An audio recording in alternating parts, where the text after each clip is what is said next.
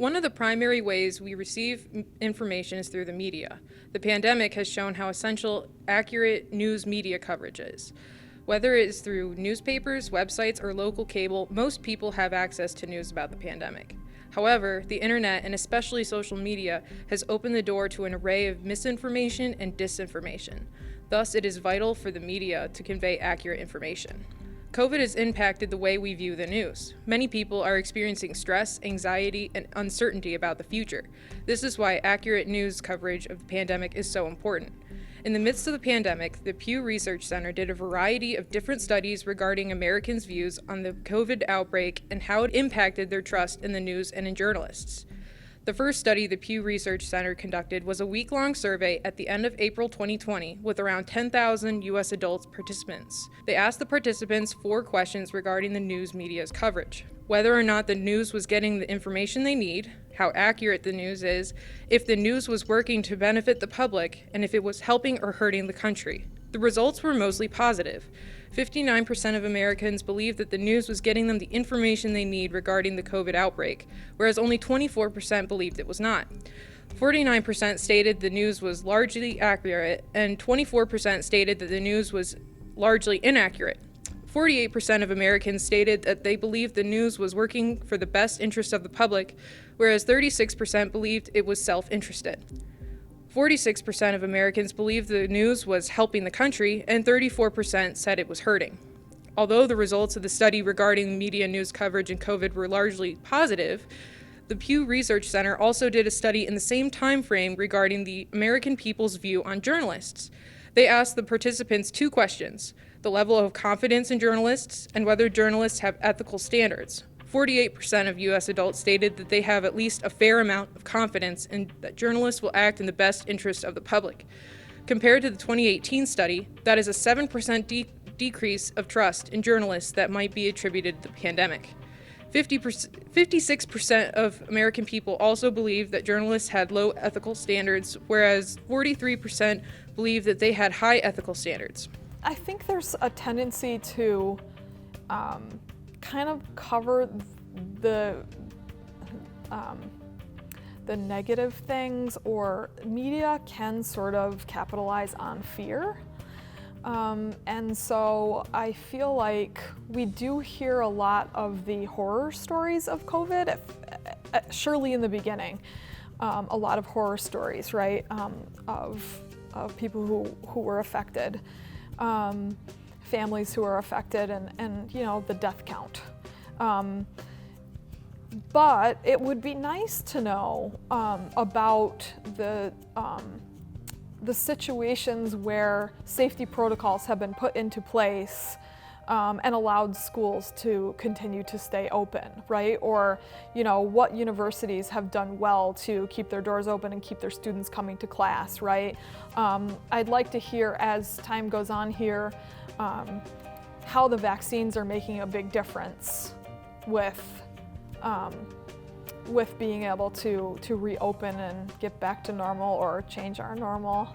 And so I guess I would like to hear the positive stories, positive outcomes, and the ways in which we can continue to learn from the virus and live with the virus, because it seems as if it's not going away anytime soon.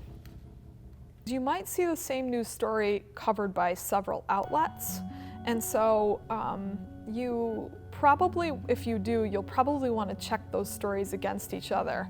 But it's well-known sources, you know, sources that are vetted, and so, you know, if you need medical information, right, you probably want to look at the Center for Disease Control website, and then you know you're getting that accurate information, right? But if you're seeing something on Fox News that's, you know, being sort of, it might come originally from the CDC, but now it's being manipulated or reused in some way that's telling a different kind of story or presenting a different kind of narrative than was intended by the CDC.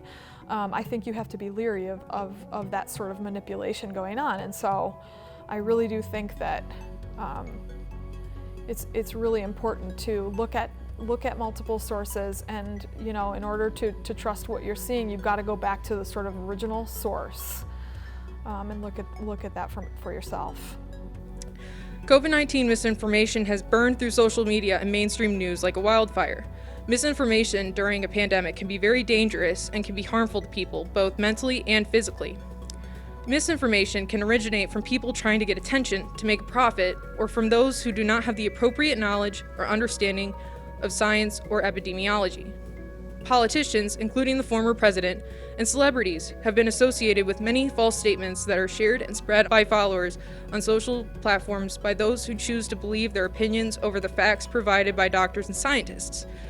Early in the pandemic, President Trump repeatedly referred to COVID-19 as a hoax and said that it would eventually disappear. This became widely accepted and believed by Trump's followers and led many of them to disregard safety protocols, which was obviously dangerous to their health. We later learned that Trump had been given accurate scientific information that outlined the seriousness of the deadly realities of COVID-19, which he ignored. Let's talk about an infodemic. That's basically the phenomenon of having so much information that it overwhelms people to the point where they don't know what to do with it anymore, right? They don't know how to process it. There's really just too much.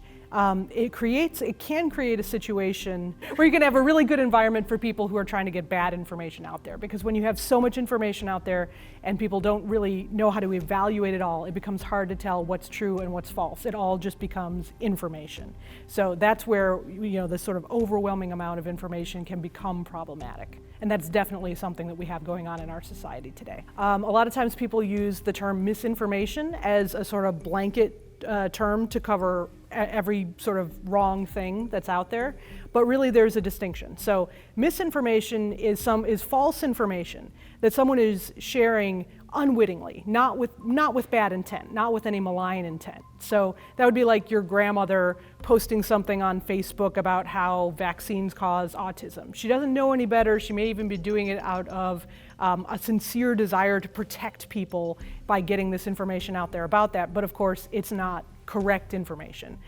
Disinformation, on the other hand, is information that is created and distributed with harmful intent, with the intent to try to not only fool people or give people bad information, but even to destabilize reality. The best thing you can do, and I mean, it's unfortunate maybe that this is how things need to be, but you as a consumer of information really have to be the one who's responsible for determining the validity of information. And there are a few things that you can do to help yourself. The best thing is to cross-reference information, right?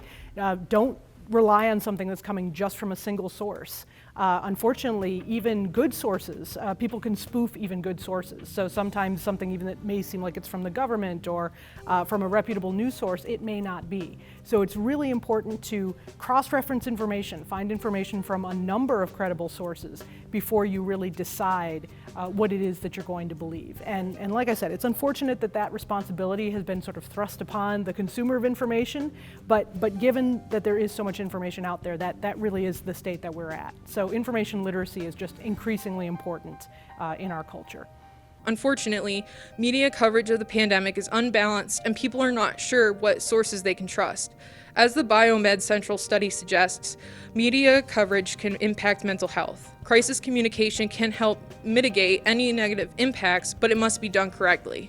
Communication must be accurate and disseminated to the public in a timely manner.